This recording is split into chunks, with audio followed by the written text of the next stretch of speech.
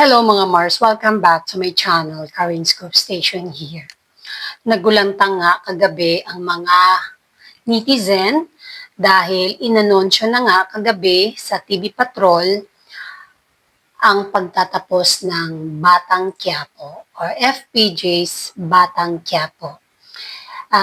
Inanunsyo na nga ni Coco Martin na ang kanyang teleserye na Batang Quiapo ay magtatapos na ngayong March 13 at marami nga ang nagulat at nalungkot dahil matatapos na nga ang kwento ni Tanggol.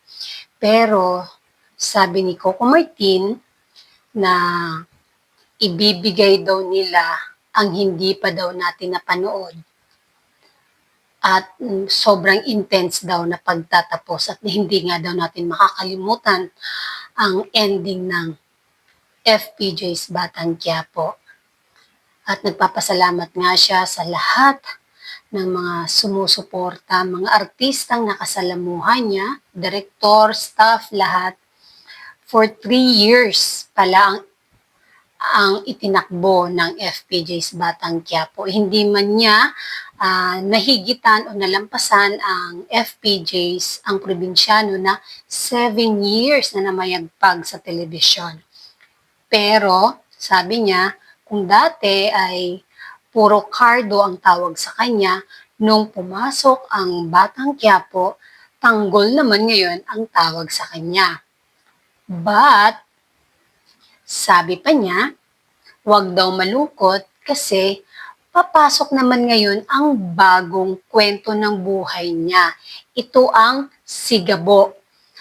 March 16 ay mapapanood na po natin ang kapalit ng FPJ's Batang Quiapo na pinagbibidahan ni Coco Martin and Julia Montes. Yes, you heard it right. Magbabalik tambalan po ang Coco Jul. Coco Martin and Julia Montes. Kalain mo yun?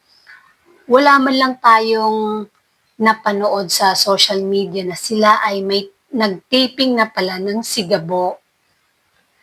Kasi mapapanood na natin pag March 13 matatapos ang FPJ's Batang Quiapo.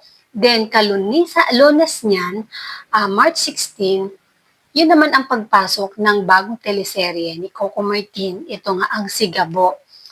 At nawala naman yung lungkot ng mga netizen kasi hindi nila mamimiss si Coco Martin kasi may kapalit agad na teleserye si Coco Martin, di ba?